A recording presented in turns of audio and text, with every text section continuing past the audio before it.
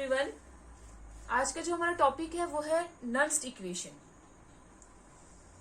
और या तो हम इसको एक और तरीके से भी टॉपिक को रिप्रेजेंट कर सकते हैं, dependence of electrode and cell potential on concentration. Electrode और जो सेल पोटेंशियल किस पे डिपेंड करेंगे, कंसंट्रेशन पे डिपेंड करेंगे। वो जो रिलेशनशिप होगा उसको भी हम नल्स्ट इक्वेशन बोलते हैं। अब इस इक्वेशन ने क्या एक्सप्लेन किया, तो अभी जो भी हम इलेक्ट्रोड पोटेंशियल कैलकुलेट कर रहे थे वो हम स्टैंडर्ड इलेक्ट्रोड पोटेंशियल कैलकुलेट कर रहे थे, ई नॉट कर रहे थे, ई नॉट ऑफ सेल कैलकुलेट कर रहे थे। जिसको हमने कैसे कैलकुलेट किया था, जब हम उसको कनेक्ट कर रहे थे, कपल कर रहे थे स्टैंडर्ड हाइड्रोजन इलेक्ट्रोड के साथ, जो हमने मेंटेन किया हुआ था स्टैंडर्ड टेम्परेचर और प्रेशर के ऊपर। मतलब टेम्परेचर क्या था 298 केल्विन और प्रेशर क्या था 1 एटमॉस्फेरिक प्रेशर या 1 बार। तो इन कंडीशंस में हम क्या कर रहे थे, स्टैंडर्ड इलेक्ट्रोड पोटेंशियल किसी भी इलेक्ट्रोड का कैलकुलेट कर रहे थे और कंसंट्रेशन क्या थी 1 मोलर। लेकिन क्या होता है कि कभी कभार ये जो स्टैंडर्ड टेम्परेचर और प्रेशर कंडीशन है ये मेंटेन नहीं हो पाती है। टेम्परेचर क्योंकि 298 केल्विन का मतलब क्या होगा कि इतना टेम्परेचर जो है वो हमें नॉर्मल टेम्परेचर नहीं मिलेगा, ये बहुत ज्यादा कम टेम्परेचर होता है। और 1 एटमॉस्फेरिक प्रेशर भी हमें नहीं मिल पाता, तो हमें इन कंडीशंस को मेंटेन करना बहुत ज्यादा डिफिकल्ट हो जाता है। और ऊपर से जो कंसंट्रेशन होती है वो 1 मोलर कभी भी मेंटेन नहीं रहती है। लेकिन जो इलेक्ट्रोड पोटेंशियल होता है वो इसी कंसंट्रेशन पे, इसी टेम्परेचर पे, इसी प्रेशर पे डिपेंड करता है। जब हम उसको कनेक्ट करेंगे स्टैंडर्ड हाइड्रोजन इलेक्ट्रोड के साथ या फिर हम स्टैंडर्ड इलेक्ट्रोड पोटेंशियल कैलकुलेट करेंगे, तो वो सभी चीजें इन सभी चीजों के ऊपर डिपेंड करती हैं, क्योंकि हमने मेंटेन ही उसको किस पे किया हुआ है, स्टैंडर्ड टेम्परेचर और प्रेशर के ऊपर। तो इस डिफिकल्टी को ओवरकम करने के लिए कि हम नॉर्मल कंडीशन पे भी क्या करें, किसी और टेम्परेचर पे भी 298 केल्विन को छोड़ के किसी और टेम्परेचर पे भी जो इलेक्ट्रोड पोटेंशियल है सेल का वो कैलकुलेट कर सके, तो वो किसने बताया था हमें, नल्स्ट इक्वेशन ने, नल्स ने बताया था अपनी इक्वेशन में। तो ये हमें क्या देती है, ये हमें रिलेशनशिप देती है between electrode potential and concentration of and electrolyte. और या फिर हम इसको क्या बोल सकते हैं कि ये डिटरमाइन करती है electrode potential of any metal under non STP conditions.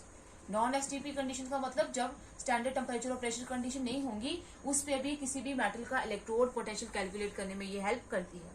तो जो हम इलेक्ट्रोड पोटेंशियल नल्स्ट इक्वेशन से कैलकुलेट करेंगे उसको हम सिंपली रिप्रेजेंट करेंगे ई सेल से, और जो स्टैंडर्ड कंडीशन से होती थी उसको हम कैसे रिप्रेजेंट करते थे, ई नॉट सेल से। तो हम ये कैलकुलेट करेंगे और इनकी जो वैल्यूज होंगी वो क्या आएंगे, डिफरेंट डिफरेंट आएंगे। तो जो नल्स्ट इक्वेशन है वो क्या है,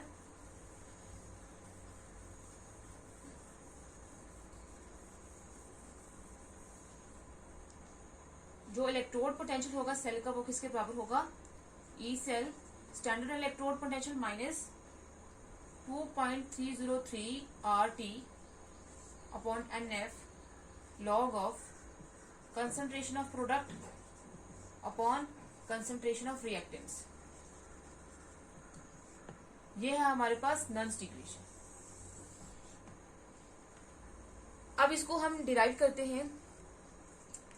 जैसे अगर हम कोई भी इलेक्ट्रोड लेते हैं, जर्नल इलेक्ट्रोड लेते हैं, हम यहाँ पे किसी हर इलेक्ट्रोड को रिप्रेजेंट करते हैं M से। तो मेटल M लेते हैं, इस मेटल M ने N पॉजिटिव चार्ज का मतलब, अभी हमने कोई भी मेटल लिया है तो मतलब उसमें कोई भी चार्ज हो सकता है, इसलिए हमने N पॉजिटिव से उसको रिप्रेजेंट किया। जो सोल्यूशन में था उसने N टाइम्स इलेक्ट्रॉन लिए और वो कन्वर्ट हो गया मेटल में, सॉलिड में। ये एक क्या होगी, इलेक्ट्रोड की रिएक्शन होगी, एक जर्नल इलेक्ट्रोड रिएक्शन है जिसमें मेटल आइंस ने इलेक्ट्रॉन्स लिए और वो सॉलिड फॉर्म में कन्वर्ट हो गए। तो अब अगर ये जर्नल नल्स्ट इक्वेशन थी, अब अगर हमारे पास ये जो आइंस हैं वो रिड्यूस होके क्या बना रहे हैं, मेटल बना रहे हैं, सॉलिड बना रहे हैं। मतलब यहाँ पे क्या हो रही है, रिडक्शन हो रही है। तो यहाँ पे प्रोडक्ट क्या होगा ये, और रिएक्टेंट्स क्या होंगे ये एन पॉजिटिव आइंस। तो ई सेल जो है इलेक्ट्रोड पोटेंशियल सेल का, लेकिन सेल में हम अब कौन सा आइंस का निकाल रहे हैं, एम एन पॉजिटिव आइंस का निकाल रहे हैं जो रिड्यूस हो रहे हैं विद रिस्पेक्ट टू एम। तो क्या आ जाएगा, E M N positive M is equal to E naught M N positive इनका standard electrode potential minus 2.303 RT upon NF log of concentration of product, मतलब कंसंट्रेशन ऑफ प्रोडक्ट क्या है MS upon concentration of reactant मतलब Mn positive AQ। अब इसमें ये जो ये जो है ये क्या है, Mn पॉजिटिव Mn, ये है इलेक्ट्रोड पोटेंशियल, और ये E nought Mn positive M क्या है, स्टैंडर्ड इलेक्ट्रोड पोटेंशियल, जो 1 मोलर सोल्यूशन में होगा, 298 केल्विन में होगा और 1 एटमॉस्फेरिक प्रेशर में होगा, या 1 बार भी बोल सकते हैं। 2.0 ये जो R है वो क्या है, R is equal to rate gas constant, और T क्या है, टेम्परेचर है, जिस किसी टेम्परेचर पे भी हमें निकालना है, और F क्या है, फैराडेज कांस्टेंट, और N क्या है, number of electrons exchange. Exchange का मतलब एक मेटल जो है वो इलेक्ट्रॉन रिलीज करेगी, मतलब वो क्या करेगी, ऑक्सीडेशन करेगी, तो दूसरा क्या करेगा, उसको इलेक्ट्रॉन को एक्सेप्ट करेगा और रिडक्शन करेगा। तो जितने नंबर ऑफ इलेक्ट्रॉन एक्सचेंज हुए होंगे तो ऑक्सीडेशन और रिडक्शन में सेम होंगे, जितने ऑक्सीडाइज हुए होंगे उतने ही जो रिड्यूस होगा वो एक्सेप्ट करेगा। तो ये N क्या है, नंबर ऑफ इलेक्ट्रॉन एक्सचेंज, और MS क्या है, ये मोलर कंसंट्रेशन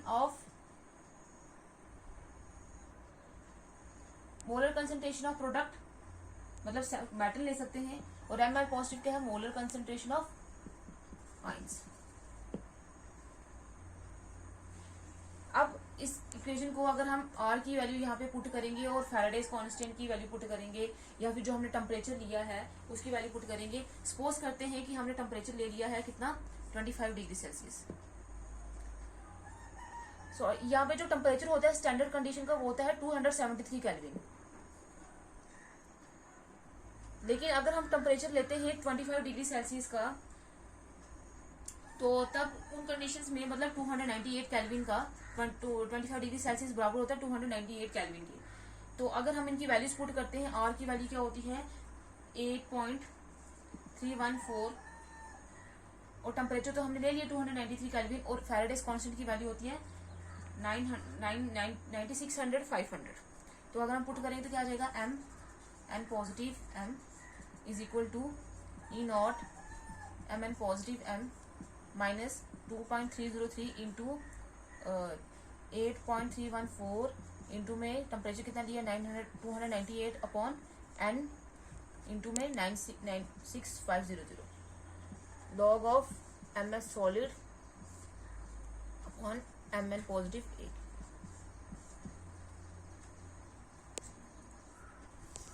जब इसको कैलकुलेट करेंगे तो क्या आ जाएगा, N positive is equal to E Mn positive M। जब इस पूरी टर्म को हम कैलकुलेट करेंगे तो इसको कैलकुलेट करके आता है हमारे पास 0.059 अपॉन N लॉग ऑफ, और मोलर कंसंट्रेशन जो सॉलिड की होती है, सॉलिड फेज की, वो हमेशा यूनिटी लेते हैं, 1 लेते हैं हम, तो आ जाएगा 1 अपॉन Mn पॉजिटिव AQ। ये होगी हमारे पास क्या, नल्स इक्वेशन। लेकिन ये इक्वेशन कौन से टेम्परेचर पे है, 25 डिग्री सेल्सियस पे है, 298 केल्विन पे है। सिंप्लिसिटी के लिए अगर हमने जर्नली किसी को रिप्रेजेंट करना है तो क्या आ जाएगा, E cell is equal to E nought cell minus 0.059 upon N log of 1 upon Mn positive AQ।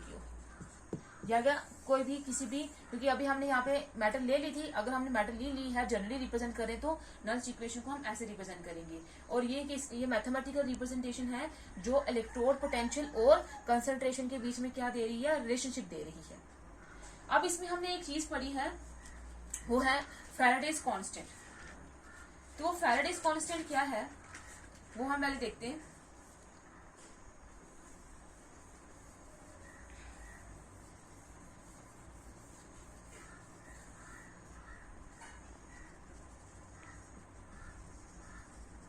इसकी वैल्यू क्या है, 96500 कूलम्स।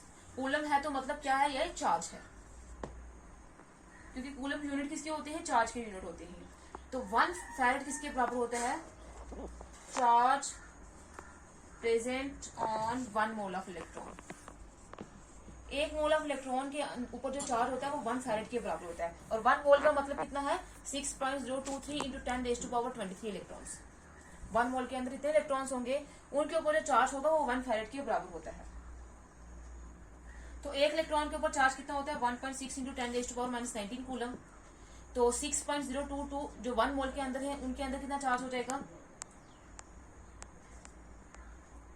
1 मोल इलेक्ट्रॉन के ऊपर कितना चार्ज हो जाएगा 6.022 इंटू 10⁻23 मल्टीप्लाई में 1.6 इंटू 10⁻⁻19 कूलम।